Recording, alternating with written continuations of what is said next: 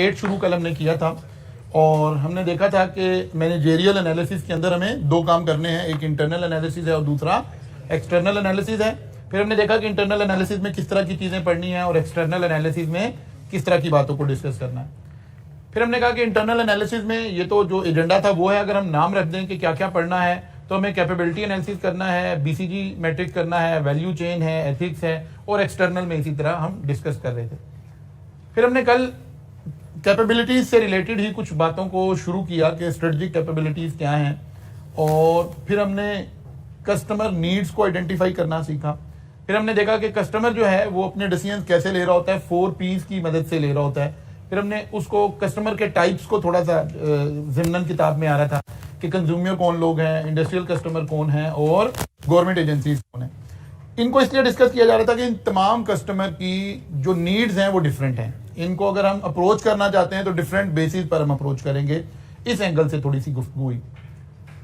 फिर मार्केटिंग का एक कॉन्सेप्ट हमने थोड़ा सा डिस्कस किया कि मार्केटिंग का क्या मतलब है, और जब हम मार्केटिंग कर रहे हैं तो कस्टमर जो है वो कैसे एक मिक्स जो है वो उसको यूज कर रहा है। यानी कस्टमर 4 चीजें हमारे से चाह रहा है, प्रोडक्ट और फिर प्राइस और फिर प्लेस और फिर प्रमोशन। इन 4 चीजों के कॉम्बिनेशन से कस्टमर डिसीजन ले रहा है। फिर यहां हमने इसको लिखा कि हम ये सारी चीजें कैसे एनालिसिस करेंगे और कैसे ये काम आगे लेकर चलेंगे। यहां तक कल हम पहुंच गए थे। आज हमने डिस्कस करना है critical success factor for products and services. जी बताइए। हाँ, डिफरेंस क्या है? मार्केटिंग जो है, मार्केटिंग स्टार्ट होती है प्रोडक्ट की डेवलप करने से पहले की एक्टिविटी। ठीक है, हम कस्टमर की नीड को आइडेंटिफाई करते हैं और उस नीड के मुताबिक कस्टमर के लिए प्रोडक्ट तैयार करते हैं। सेल्स की एक्टिविटी शुरू होती है once the product has been prepared. आपने चाइना से एक चीज इंपोर्ट कर ली, अब आपने सोचा कि मैं क्या करूं, सेल्स की एक्टिविटी। इसको हम कहते हैं सेल्स एंड प्रमोशंस। सेल्स का टारगेट क्या होता है? To sell the goods. Marketing का टारगेट सेल द गुड्स नहीं होता, to fulfil the customer need. इसके अंदर फोकस का फर्क है। सेल में हमारा डायरेक्ट फोकस इंटरनल है, हम प्रोडक्ट को सेल करना चाहते हैं, कस्टमर को वो चीज बेचना चाहते हैं। मार्केटिंग में हम प्रोडक्ट वो बनाना चाहते हैं जो कस्टमर की नीड है, कस्टमर खुद ही खरीदने आएगा। उसका एक पार्ट है एंड वाले हिस्से में जाके। ठीक है ना। मार्केटिंग असल में जो ये कॉन्सेप्ट है ना, मार्केटिंग का कॉन्सेप्ट ये है कि आपने प्रोडक्ट नहीं सेल करनी, कस्टमर की नीड सेल करनी है। ये मार्केटिंग टेक्निक कस्टमर फोकस है और जो प्रमोशनल टेक्निक है वो ऑर्गेनाइजेशनल फोकस है। हमने अपनी नीड आइडेंटिफाई की। मसलन अब सीजन ऑफ हो रहा है, हमने देखा कि हमारे पास जो गर्मियों की प्रोडक्ट्स है उसकी इन्वेंट्री लेवल क्या पड़ा हुआ है। हमने देखा तो बहुत सारा इन्वेंट्री पड़ी है। हमने कहा सेल लगा दो, बाय 1 गेट 1 फ्री कर दें, फुला काम कर दें, ताकि हमारा जो हमें 1 साल अगर ये स्टॉक कैरी करना पड़ जाएगा तो हमारी कॉस्ट ज्यादा आ जाएगी। इस वक्त हमारा सारा फोकस अपनी इन्वेंट्री लेवल को रिड्यूस करने के ऊपर है। ये सेल की एक्टिविटी है, सेल जनरेट करना मकसद है। मार्केटिंग की एक्टिविटी ये नहीं है। मार्केटिंग की एक्टिविटी है कि प्रोडक्ट को जब आप लॉन्च करने जा रहे हो उस स्टेज पे खड़े होकर आप सोचें कि मैंने क्या करना है। कॉस्ट अकाउंटिंग में टारगेट कॉस्टिंग आ गई है आपके सिलेबस में। जैसे टारगेट कॉस्टिंग का कॉन्सेप्ट है ना कि आप डे फर्स्ट पर डिसाइड कर, अभी प्रोडक्ट नहीं बनी होती। टारगेट कॉस्टिंग भी क्या है? एक डिसीजन मेकिंग की टेक्निक है कि आप कहते हैं अगर ये प्रोडक्ट है, ये इतने की बिकेगी, इतना मेरा मार्जिन है, तो मेरे पास मैक्सिमम बजट ये है जिसके अंदर रहकर मैंने प्रोडक्ट बनानी है। ऐसे ही मार्केटिंग की टेक्निक प्रोडक्ट के शुरू होने से पहले स्टार्ट होती है, टू आइडेंटिफाई द नीड। वो हॉस्टल वाली एग्जांपल ध्यान में रखेंगे तो फिर क्लैरिफाई हो जाएगी बात। Critical success factor, CSF। Critical success factor are the factors that are essential to a strategic success of a business entity। वो कहते हैं कि क्रिटिकल सक्सेस फैक्टर का मतलब यह है कि हम आइडेंटिफाई करें कि हमारी ऑर्गेनाइजेशन में सक्सेस का म्यार क्या होगा, वो कौन से फैक्टर हैं जो सक्सेस जनरेट करेंगे। अब ये product to product, services to services, industry to industry vary करेगी। यानी ये भी इनडायरेक्टली हमें क्या बता रहे हैं कि क्या चीजें क्रिटिकल हैं कस्टमर के एंगल से। मतलब जब आप कोई प्रोडक्ट परचेज करते हैं तो आप समझे आप एक पैकेज परचेज करते हैं, उसके साथ कुछ पॉजिटिव एट्रीब्यूट्स आ रहे हैं और कुछ नेगेटिव एट्रीब्यूट्स आ रहे हैं। कस्टमर की नजर में क्या चीज इंपॉर्टेंट है उसको फोकस करेंगे तो ऑब्वियसली कस्टमर को अट्रैक्ट करना आसान हो जाएगा। कस्टमर को वो चीज सेल करना आसान हो जाएगी, ये भी इनडायरेक्टली उसी तरफ बात जा रही है, लेकिन बात के करने का अंदाज थोड़ा मुख्तलिफ है। A firm of account, अब एक एग्जांपल यहाँ कोट हुई, a firm of accountant has an office in major city of Pakistan. The partner are considering an expansion of the business by opening another office in another city 50 miles away. 50 kilometre दूर हम एक दूसरा नया दफ्तर खोलने की सोच रहे हैं। Partner want to expand their business, but they are cautious about investing in a project that might not succeed and might cost them a lot. वो कह रहे हैं हम ऐसा काम नहीं करना चाहते कि हमारे खर्चे बढ़ जाएं, एक्सपेंसेस बढ़ जाएं और सक्सेस ना हो। They have a meeting to discuss the factor that would be critical to success of the new office. वो कह रहे हैं अगर हम एक कंसल्टेंसी की फर्म, अकाउंटिंग की फर्म किसी 50 किलोमीटर दूर जाके खोल रहे हैं, तो क्या सक्सेस फैक्टर होंगे, क्या क्रिटिकल सक्सेस फैक्टर होंगे, ठीक है ना, हम क्या चीज प्रोवाइड करेंगे तो सक्सेस आ जाएगी। मसलन आप, ये तो अकाउंटिंग फर्म की बात होगी, आप फर्ज कर लें आपने सीए क्वालिफाई कर लिया है और आप एक सीए का कॉलेज ओपन करना चाहते हैं, तो आप एक लिस्ट बनाएंगे कि यार कॉलेज की सक्सेस में क्या क्या चीजें क्रिटिकल हैं, तो किसके शू से देखेंगे, कस्टमर के शू से देखेंगे, स्टूडेंट के शू से देखेंगे कि यार स्टूडेंट किस चीज को वेटेज दे रहा है और किस चीज को वेटेज नहीं दे रहा। मतलब फैक्टर तो बिजनेस में फैक्टर 50 हो सकते हैं कि ये भी है, ये भी है, ये भी है, कस्टमर किसको क्रिटिकल समझ रहा है उसको फोकस करेंगे, वो प्रोवाइड करेंगे तो सक्सेस के चांस ज्यादा है। आप एक रेस्टोरेंट ओपन करने जा रहे हैं, अब आपने देखना है कस्टमर का फोकस क्या है, क्रिटिकल सक्सेस फैक्टर क्या है। आप एक ऑटोमोबाइल लॉन्च करने जा रहे हैं, तो व्हीकल खरीदते हुए कस्टमर के ध्यान में क्रिटिकल सक्सेस फैक्टर्स क्या है। अगर हम इनको एनालिसिस कर लेंगे, इनको एक्सप्लॉइट करेंगे, इनको एडवर्टाइज करेंगे, तो जाहिर है हमारे सक्सेस के चांसेस ज्यादा हो जाएंगे। लेकिन होता क्या है, आप एक लिस्ट बनाते हैं, जैसे यहां इस एग्जांपल के अंदर हो रहा है कि उन्होंने कहा they prepare the following list of factor. उनके ख्याल में employing top quality accountant for the new office, कि अगर हमारे पास अकाउंटेंट जो है वो अच्छे होंगे, टॉप क्वालिटी के होंगे, तो ये क्रिटिकल सक्सेस फैक्टर हो सकता है। Obtaining a minimum number of corporate clients, कि कॉर्पोरेट क्लाइंट्स हमारे पास कम से कम फर्ज किया 10 क्लाइंट होंगे तो फिर हम कामयाब हो जाएंगे। Number 3, obtaining a minimum number of private individual client. Corporate client का मतलब है बड़ी कंपनी और नीचे जो है वो छोटे client. Offering a full range of audit and accounting services, वो कहते हैं कि एक अहम बात ये भी है कि हम फुल रेंज ऑफ सर्विसेज कर रहे हो। यानी अगर एक अकाउंटिंग फर्म है तो अकाउंटिंग फर्म नॉर्मली किस तरह के काम कर रही है, ऑडिट कर रही है, टैक्सेशन कर रही है, एडवाइजरी कर रही है, आईटी का आजकल काम कर रही है, ठीक है ना, ईआरपी के ऊपर काम कर रही है। फिर टैक्सेशन के अंदर वो इनकम टैक्स भी कर रही हो, वो सेल टैक्स भी कर रही हो। अब जब जिस दौर में हमने क्वालिफाई किया था, तो जो चार्टर्ड अकाउंटेंट थे ना, क्योंकि सेल टैक्स नया लॉ आया था, वो सेल टैक्स का सर्विसेज नहीं प्रोवाइड करते थे। तो जो बड़ी फर्म्स थी वो सिर्फ इनकम टैक्स की सर्विसेज प्रोवाइड करती थी। तो हम जो उस वक्त नए एंट्रेंट्स थे, हमने क्या किया, हमने सेल टैक्स की सर्विसेज प्रोवाइड करना शुरू कर दी, तो हमें एक जगह मिलना शुरू हो गई और आहिस्ता आहिस्ता फिर आप गेन करके। वो कह रहा है कि अगर सारी सर्विसेज होंगे, offering full range of services, तो फिर हम उसको कंप्लाइंस वो बेटर परफॉर्म करेंगे। Locating the new office in attractive city centre premises, वो कहता है कोई मेन जगह पर, कोई मेन हब पर आप अगर आपको ऑफिस मिलेगा तो ये भी एक सक्सेस फैक्टर हो सकता है। मसलन जी लाहौर में आपने आईटी का ऑफिस खोलना है, तो सबसे बेस्ट जगह क्या हो सकती है, अल्फा क्रीम टावर, जो एक टावर कनेक्टेड इस बात के साथ है, ठीक है ना। इसी तरह कराची में आपने कोई ऑफिस, तो कराची की जो कोई बड़ी बिल्डिंग है, कोई बैरियर टावर है, कोई फला है, उसके अंदर हो सकता है। अब ये एक ख्याल किया जा रहा है कि यार ये चीजें हैं जिनके ऊपर हमारी सक्सेस डिपेंडेंट होगी। अब यहां एक प्रॉब्लम रह गया जरूर कि सक्सेस फैक्टर हमने अपने एंगल से देखते हैं कि कस्टमर के एंगल से देखते हैं, तो कस्टमर के एंगल से देखते हैं।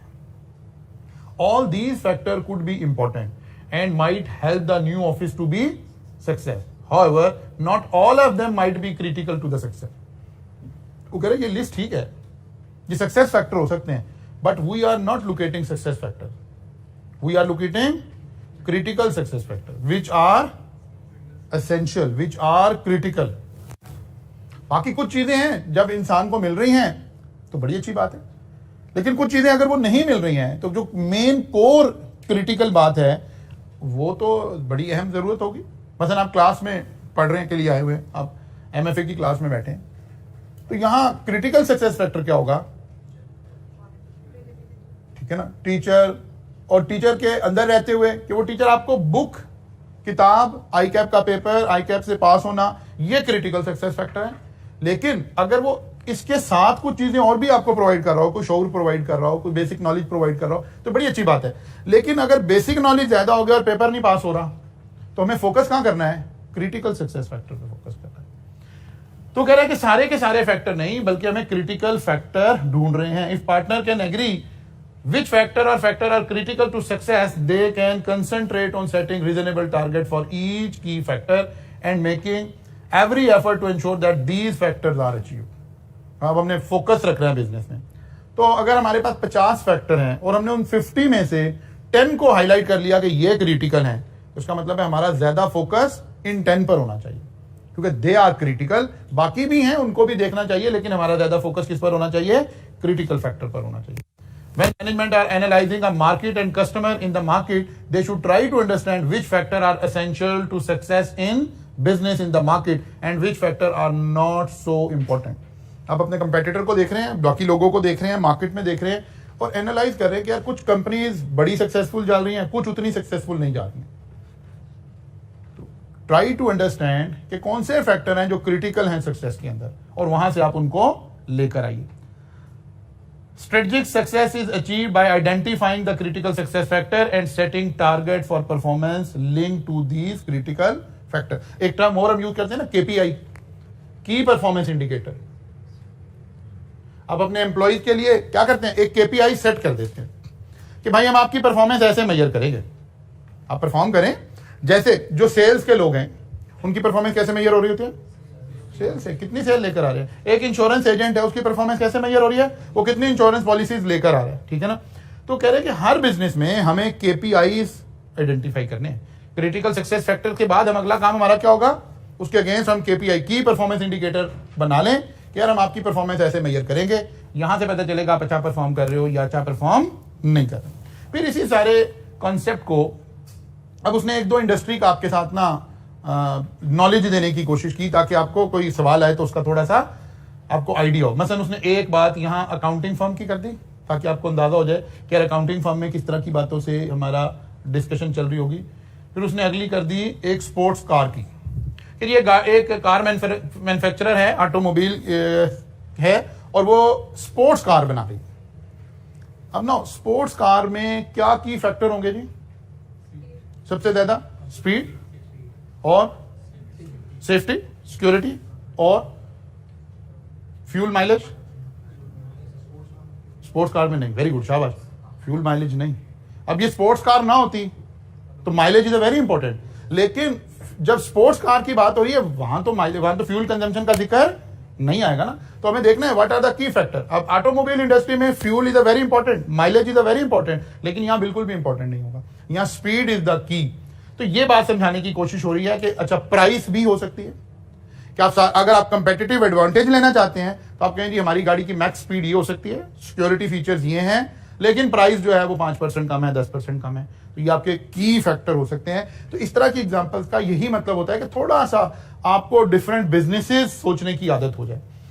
और अभी क्योंकि नई नई अटेम्प्ट्स हैं तो अभी इतना ज्यादा पेपर मुश्किल नहीं आएगा, लेकिन फिर भी चंद बिजनेसेस आपको जरूर आम लाइफ के आपके ध्यान में होने चाहिए। सबसे ज्यादा वही अकाउंटिंग फर्म, CA का कॉलेज, ठीक है, जो और वो एग्जांपल जो एग्जामिनर ने कोट कर दिया, जैसे स्पोर्ट्स कार है उसने कोट कर दी।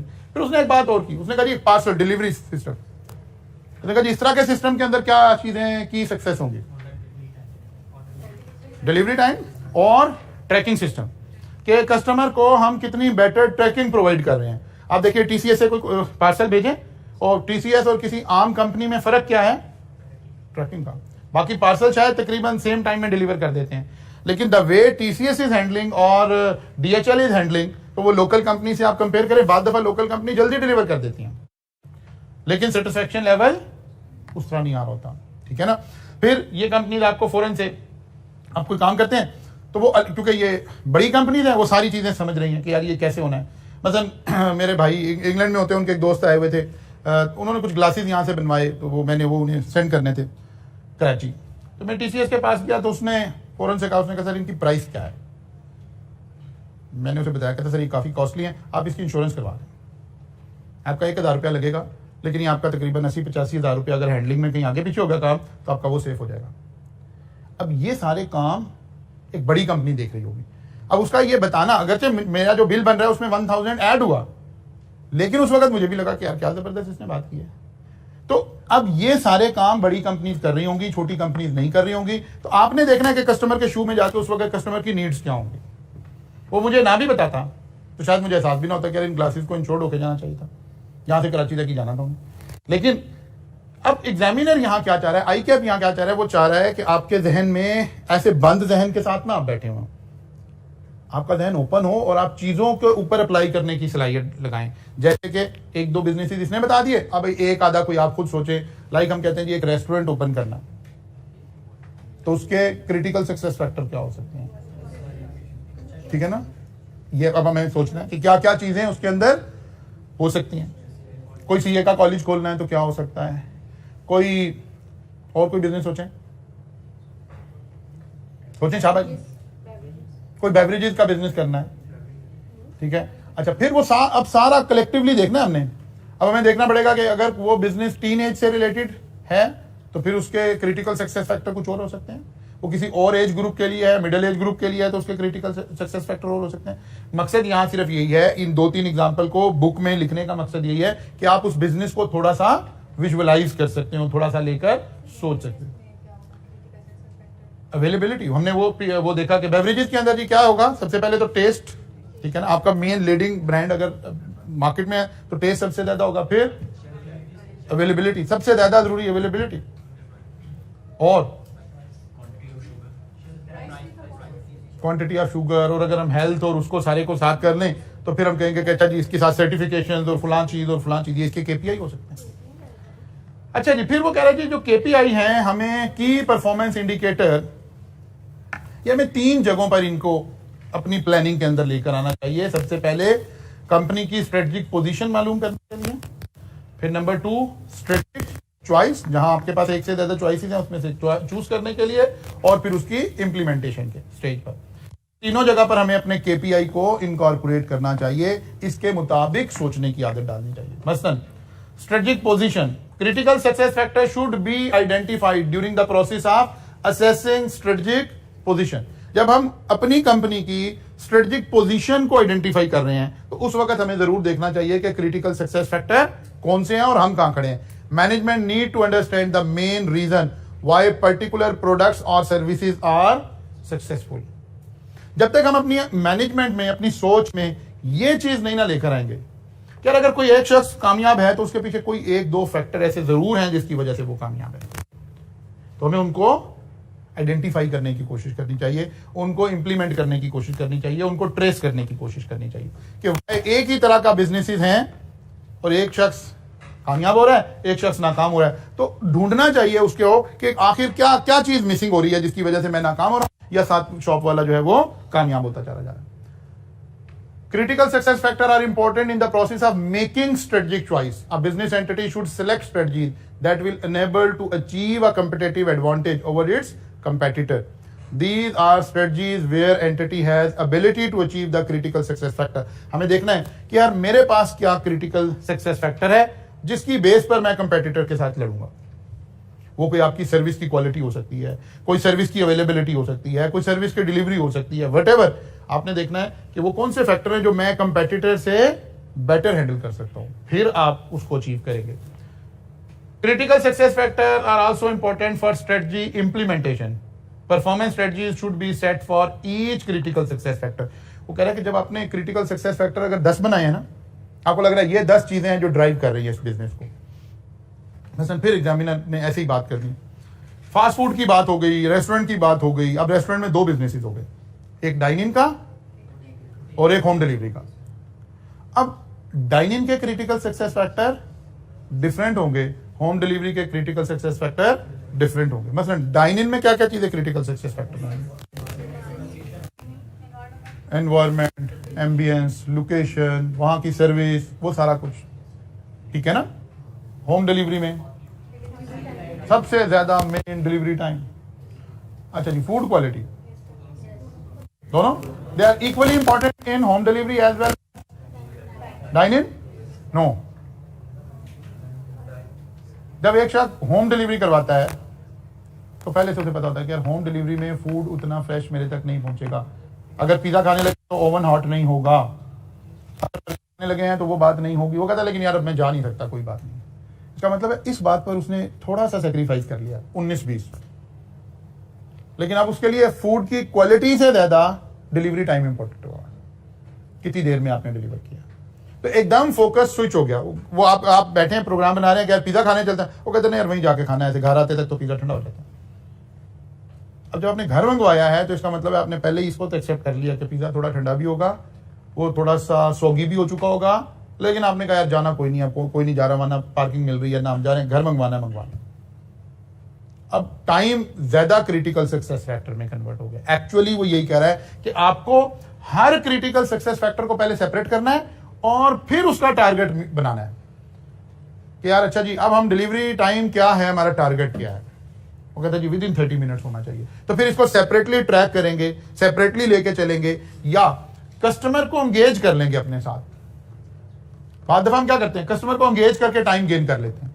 जैसे आप डाइनिंग में जाते हैं ना, आप जाके बैठे हैं, आपने ऑर्डर कर दिया है, अब वो क्या करेंगे, पहले प्लेट्स ला के रख देंगे, थोड़ी देर के बाद वाटर की बोतल ला के रख देंगे। थोड़ा थोड़ा आपको एंगेज किए जा रहे हैं ताकि टाइम गुजरने का एहसास आपका थोड़ा सा कम हो जाए। एट स्ट्रेच 15 मिनट वेट करना, और ये 5 मिनट की ब्रेक के बाद एक अच्छा होटल मैनेजर आपको इस तरह से मैनेज करके चल रहा होता है, इसमें बड़ा फर्क है।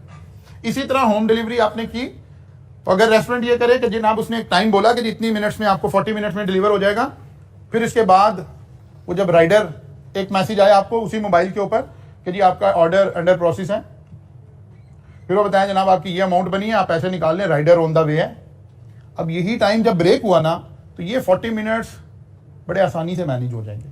यही बात यहाँ लिखी हुई है कि अब आपने जो की फैक्टर है ना, आपने देखना हम इनको मेजर कैसे करेंगे और अचीव कैसे करेंगे। समटाइम हम टाइम नहीं रिड्यूस कर पा रहे, लेकिन हम कस्टमर को एंगेज कर लेते हैं अपने साथ ताकि कस्टमर को फीलिंग आए कि ओके यार ये सब कुछ हो गया।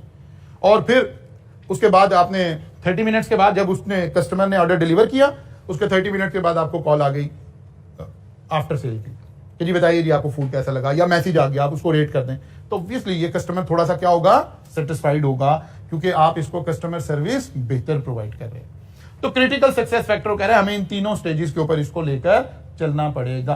फिर एक जॉनसन मैनेजमेंट अकाउंटेंट है, उन्होंने इसी सारी बात को, जितना कुछ हमने पढ़ा है इसी सारी बात को उन्होंने एक ऐसी अपना एक मॉडल बना दिया। उन्होंने कहा यार ये 6 स्टेप्स हैं, इनको फॉलो करके हम क्या कर सकते हैं, क्रिटिकल सक्सेस फैक्टर की मदद से कंपेटिटिव एडवांटेज ले सकते हैं। 6 step approach to achieving competitive advantage through critical success factor. यही 6 बातें यहां दोबारा लिखी हुई हैं। Step number 1, identify the success factor that are critical for profitability. फिर आपको पता है एक चीज और, वो उधर नानसा वाले एरिया में आप लोग यकीनन डिस्कस कर रहे होंगे, सोर्सेज ऑफ फाइनेंस वगैरह पढ़ लिया, कॉस्ट ऑफ कैपिटल पढ़ लिया, तो वहां आपने देखा होगा लॉन्ग टर्म शॉर्ट टर्म का इंपैक्ट, ठीक है ना, कि लॉन्ग टर्म भी सोचना है और शॉर्ट टर्म भी सोचना है। इसी तरह जब आप कॉस्ट अकाउंटिंग पढ़ रहे थे, वहां पर आप शॉर्ट टर्म डिसीजन मेकिंग भी पढ़ रहे थे, लॉन्ग टर्म डिसीजन मेकिंग भी पढ़ रहे थे। वो कहता है क्रिटिकल सक्सेस फैक्टर भी आपने दोनों तरह से देखने हैं कि शॉर्ट टर्म में क्रिटिकल सक्सेस फैक्टर क्या है, लॉन्ग टर्म में क्रिटिकल सक्सेस फैक्टर क्या है। फिर आपको कोई एक चीज लग रही है कि यार ये बड़ा अच्छा इंपैक्ट देगी मेरे बिजनेस पे, लेकिन जाहिर है ये सारी चीजें पढ़ाने का मकसद यही है कि आप थोड़ा बेटर सोच सकते हो, बेटर एनालाइज कर सकते हो चीजों को। मसलन हमने अभी, क्योंकि एग्जामिनर अक्सर एक आधा सवाल वो जरूर डालेगा एजुकेशन की साइड से, आपने कहा जी आप सीए कर रहे हैं, आप कैफ 6 पढ़ रहे हैं, what are the critical success factor. ठीक है, बच्चा पास होना चाहता है, बच्चे को एक अच्छा टीचर चाहिए, एक अच्छा एनवायरमेंट, लंबी सारी लिस्ट है ना, विश लिस्ट 50 हो गई, इनमें से क्रिटिकल बात कौन सी है। ठीक है, अब जरा देखते हैं, हमने short term and long term impact को भी देखना है। हम कहते हैं यार ये जो बच्चा आया है ना, इन सारे बच्चों को आप फिजिकल क्लास भी दे दें और साथ ही ऑनलाइन एक्सेस भी दे दें। इस बच्चे को कहें यार बड़ा आसान है, आपने जो लेक्चर आज लिया है आप घर जाके इसको दोबारा सुन लें, रिपीट कर लें, आपको ऑनलाइन एक्सेस भी प्रोवाइड कर देते हैं। तो यकीनन अगर बच्चा इस एक्टिविटी को प्रॉपरली यूटिलाइज करे तो पास होने का चांस बढ़ जाएगा। पर्टिकुलरली लास्ट मंथ में आपको सारे लेक्चर दोबारा मिल जाएंगे, आप जो आपको रेलिवेंट चीजें रिवाइज करनी होंगी वो आप कर लेंगे। लेकिन स्ट्रेटजी, जब हम कह रहे हैं ना कि केपीआई को आपने स्ट्रेटजी के लेवल पर लाकर डिस्कस करना है, तो आपको अपने बिजनेस, खाली कस्टमर नहीं सोचना आपने।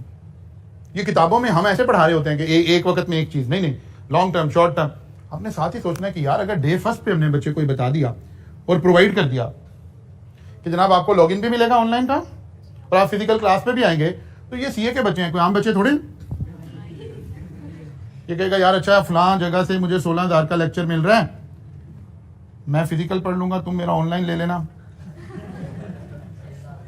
6,000 तुम दे दो, 10,000 मैं दे देता हूँ, या 8,000 कर लेते हैं। तो वो जो आपकी ऑनलाइन की प्रोडक्ट है वो खराब हो जाएगी। Short term benefit versus long term benefit, आपने दोनों चीजों को एनालिसिस करना है। अब यहां स्ट्रेटजी बनाने वाले लोगों का सारा काम आ रहा है। ये क्यों हम सारा कुछ कर रहे हैं, ये देयर मस्ट बी स्ट्रेटजी। जब आप इसे स्ट्रेटजिक लेवल पे डिस्कस कर रहे होंगे ना, स्ट्रेटजी की फॉर्मेशन पे, चॉइस पे, कि यार ये स्ट्रेटजी बनाएं, नहीं यार ये ना बनाएं, इससे तो ऑनलाइन आपकी प्रोडक्ट खराब हो जाएगी। अच्छा यार ये कर लें, वो कहता है नहीं यार बाकी लोग कर रहे हैं, करना भी पड़ेगा। अब स्ट्रेटजी बनाएं कि कैसे ये बच्चा ऑनलाइन हम इसे दें भी और ये बाहर जाके सेल भी ना कर दे, उसको बनाएं।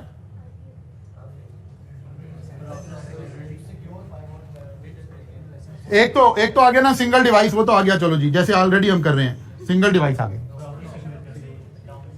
सिंगल डिवाइस, एक बच्चा कहता है मैं सारे लेक्चर जाके कॉलेज ले लूंगा और ये बच्चा जाके सारे ऑनलाइन ले लेगा, फिर भी सेल हो जाएगा। सिंगल डिवाइस ने कुछ मसला हल किया लेकिन 100% हल नहीं किया।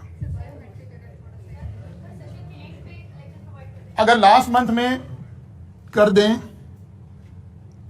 तो काफी बेहतरी हो गई, लेकिन कंपेटिटिव एडवांटेज, अगर साथ वाले कंपेटिटर ने स्टार्ट में ही दे दिया तो कंपेटिटिव एडवांटेज तो नहीं आया।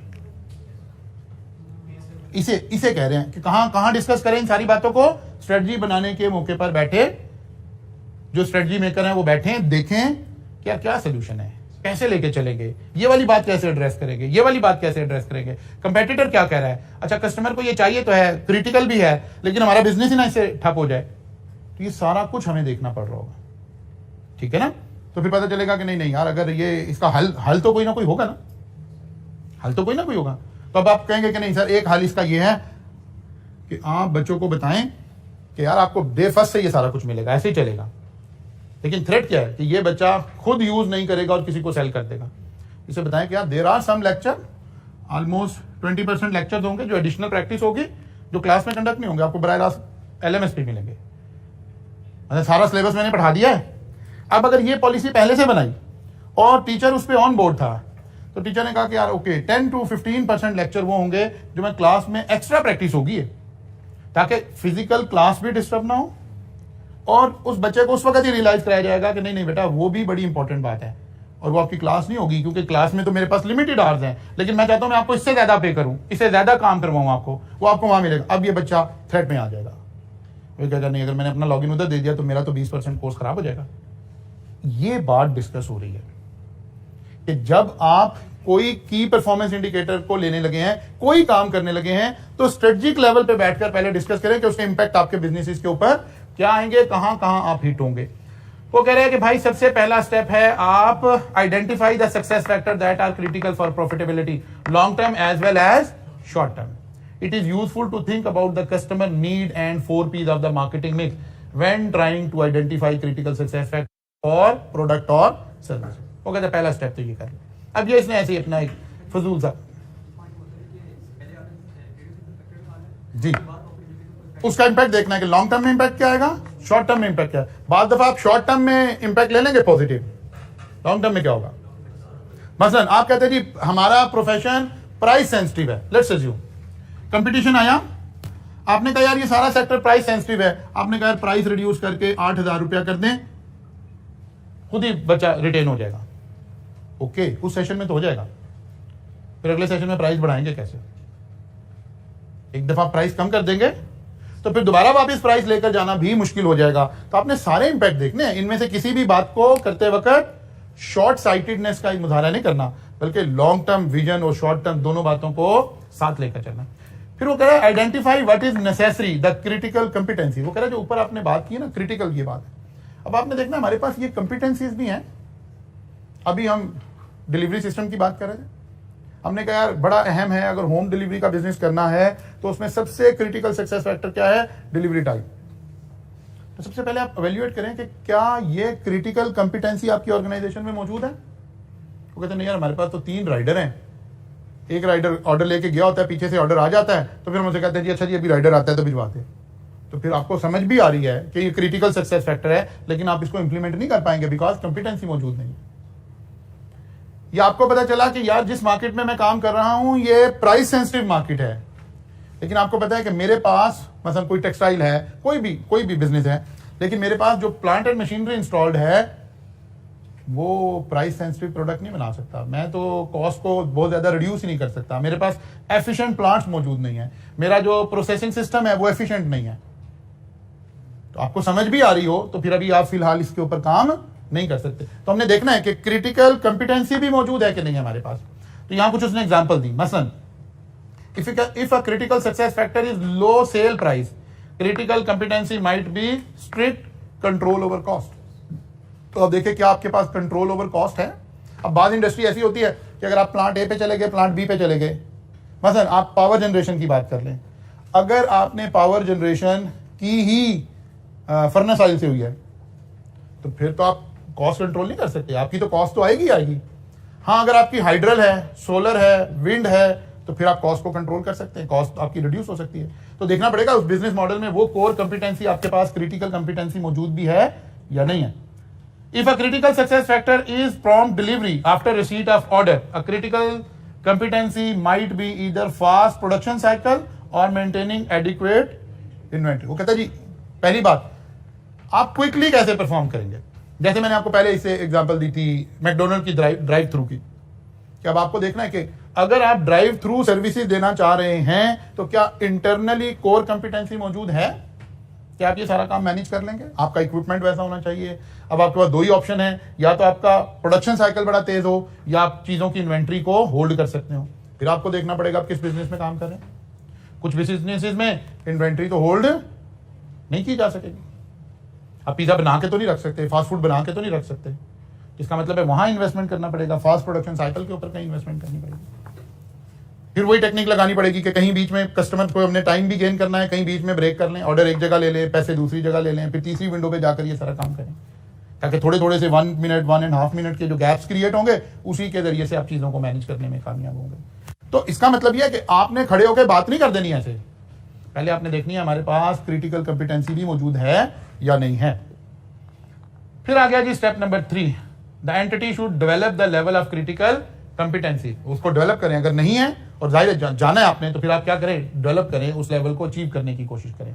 स्टेप 4 आ गया, एप्रोप्रिएट की परफॉर्मेंस इंडिकेटर आइडेंटिफाई करें। क्या डिलीवरी टाइम हमारा मेन है, तो अब ये मेजर कैसे होगा। अब सारा स्टाफ आपका जो है उस वक्त इसी उसके ऊपर हो कि स्टाफ की सारी परफॉर्मेंस इसके ऊपर हो रही हो, आपका मैनेजमेंट इंफॉर्मेशन सिस्टम आपको ये प्रोवाइड कर रहा हो कि आज हमारे रेस्टोरेंट में कितने ऑर्डर आए थे और वो कितने टाइम पे डिलीवर हुए थे।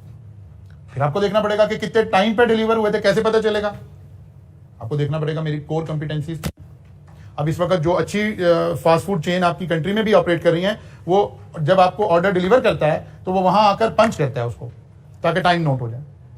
जैसे ही वो ऑर्डर आपको डिलीवर करता है फिर वो वहां लाकर पंच करता है कि ये ऑर्डर डिलीवर हो गया। जैसे ही आप फोन कॉल करते हैं वहां से ऑर्डर ट्रैक होना शुरू होता है उस रेस्टोरेंट के अंदर। वो यहां से लेकर यहां तक के हर टाइम का एनालिसिस करने की पोजीशन में है। इसका मतलब है अब अगर उनका KPI ये है तो फिर वो इसके ट्रैक भी कर सकते हैं, इसको मेजर भी कर सकते हैं। फिर वो कह रहे हैं step 5, give emphasis to develop critical competencies for each aspect of performance so that competitor will find it difficult to achieve matching level of competence. वो कह रहे हैं हर अब एक ही चीज के पीछे ना पड़ जाए। आपने कहा जी डिलीवरी टाइम शॉर्ट होना चाहिए, डिलीवरी टाइम शॉर्ट होना चाहिए, तो पता चले फूड क्वालिटी जो मर्जी हो जाए। नहीं, जो मर्जी ना हो जाए। फूड क्वालिटी की इंपॉर्टेंस में कोई 2 दर्जे की डिक्लाइन आई है, इसका यह मतलब नहीं है आप जो मर्जी भेज देंगे तो चल जाएगा, जैसा मर्जी भेज देंगे। नहीं, वो कह रहे हैं हर एरिया में अलग अलग सोचना पड़ेगा। इस एरिया की कंपिटेंसी कैसे आएगी, इस एरिया को कैसे हैंडल करेंगे, इस एरिया को कैसे हैंडल करेंगे। और फिर लास्ट स्टेप बता रहे हैं, monitor the firm achievement of its target KPI and also monitor the competitive performance of competitor. ये वो जो आइंस्टाइन ने थ्योरी ऑफ रिलेटिविटी प्रोवाइड की थी ना, ये बिल्कुल वही बात है कि सारी चीजें कायनात में रिलेटिव हैं। आपकी फर्म में 1 घंटे में होम डिलीवरी हो रही थी, कंपेटिटर 40 मिनट में दे रहा था, आपने कहा यार नहीं, डिलीवरी टाइम बड़ा इंपॉर्टेंट है। आपने सारा कुछ ये 6 स्टेप लगा के पहुंचे, आप 40 मिनट पे आप भी आ गए, पता चला कंपेटिटर 25 पे जा चुका हुआ है, तो वो तो फिर आप लेट हो गए। ये आखिरी पॉइंट ये है कि आपने कंटिन्यूसली इस पर देखना है कि असल में रिलेटिव गुफ्तगू हो रही है सारी की सारी।